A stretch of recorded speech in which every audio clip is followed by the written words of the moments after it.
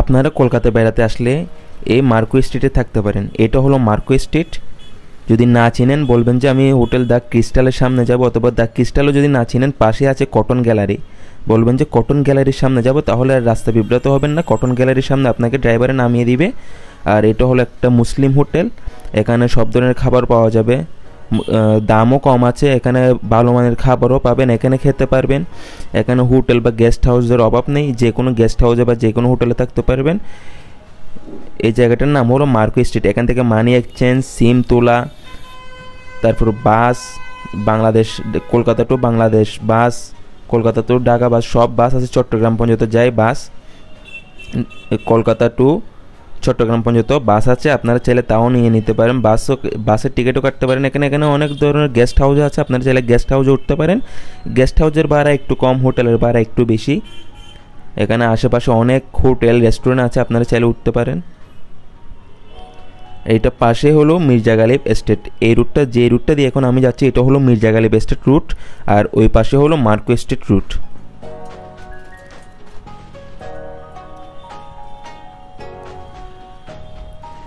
এখানে ছোটো ছোটো অনেক দোকান আছে, যেখান থেকে আপনি আপনার নিত্য প্রয়োজনীয় জিনিস কিনতে পারবেন। সাবান, শ্যাম্পু, টুথপেস্ট যা লাগে সব কিনতে পারবেন।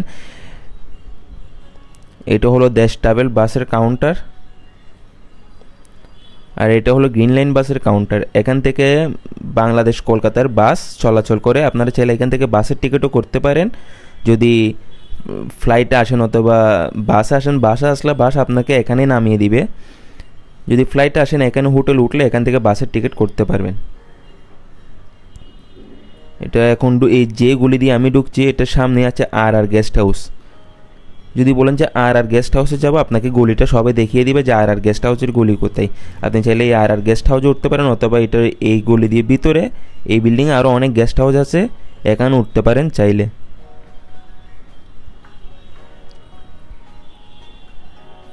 আমি উপরে যাচ্ছি, আমি কোথায় কোন হোটেলে উঠেছি, কোন গেস্ট হাউসে উঠেছি, ওটা আপনাদেরকে দেখানোর জন্য। পাশে এটা আর একটা গেস্ট হাউস, এটাতেও আপনারা চাইলে উঠতে পারেন।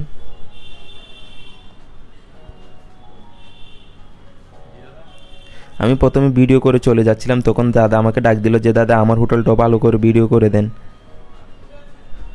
তো তাই একটু দাদার হোটেলটা ভালো করে ভিডিও করে দিচ্ছি।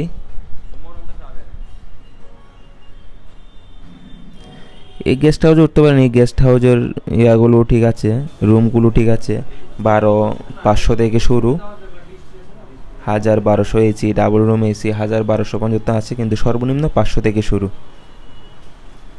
আপনাদের এখানে সর্বনিম্ন কত থেকে কত পর্যন্ত হোটেল ভাড়া পাওয়া যায় যদি বলি? আমাদের এখানে এসি রুম আছে, নন এসি রুম আছে। নন এসি রুম সর্বনিম্ন শুরু আছে 500 টাকা থেকে স্টার্টিং, সিঙ্গেল রুম।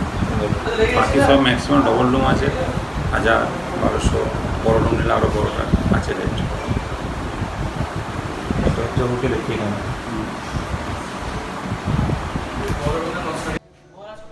আবার এখানেও চাইলে উঠতে পারেন। এখানে আরও একটা গেস্ট হাউস, এখানে গেস্ট হাউসের অভাব নেই, অনেক গেস্ট হাউস আছে। আপনি যেটা আপনার দামে পোষাবে ওটাতেই উঠবেন, দেখবেন কোনটা ভালো।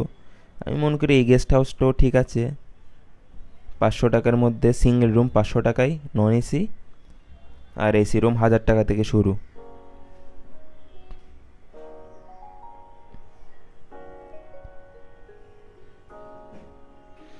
এটা বিল্ডিংয়ের 3য় তলায়। খুবই সুন্দর ডেকোরেশন করেছে, ডেকোরেশনগুলো খুবই সুন্দর। এসি রুম, এটা 1,000 টাকার রুম, 1,000 টাকা ডাবল রুম। সিঙ্গেল রুমও আছে 500 টাকা, কিন্তু এখন গেস্ট থাকার কারণে রুমগুলো ভিডিও করতে পারলাম না।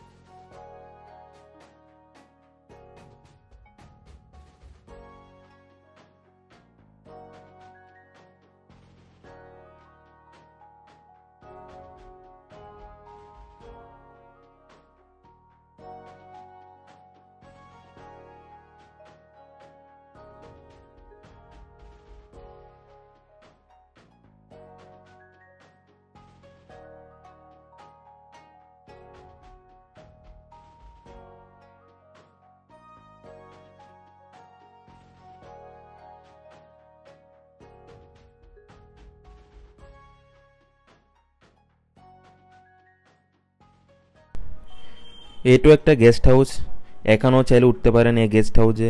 আরও গেস্ট হাউস আছে। এবার আমি উপরে যাচ্ছি, যে গেস্ট হাউসে আমি উঠেছি ওটা আপনাদেরকে দেখাবো।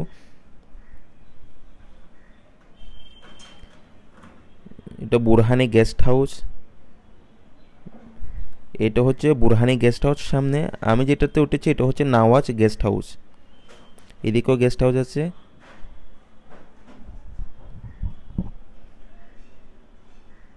এই রুমটাতে আমি উঠেছি।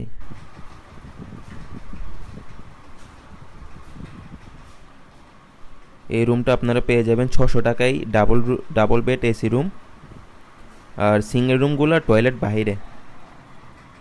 এটা হলো আমার রুমটা, যেটা আমি নন এসি নিয়েছি 400 টাকায়। কিন্তু রিকোয়েস্ট করাতে আমাকে 2 দিনের জন্য এসি দিয়েছিল, তারপর আবার এসি বন্ধ করে দিয়েছে। এই রুমটা আমি নিয়েছিলাম 400 টাকায় সিঙ্গেল রুম। আপনারা চাইলে ডাবল রুম এসি নিতে পারেন 600 টাকায়। এটা হলো যারা সিঙ্গেল রুম নেবেন তাদের জন্য বাথরুম। সিঙ্গেল রুমে অ্যাটাচ বাথরুম নেই, বাথরুমগুলো আলাদা। আর যেগুলো ডাবল রুম ওগুলোতে বাথরুম অ্যাটাচ বাথরুম আছে, শুধু সিঙ্গেল রুমের বাথরুমটা আলাদা।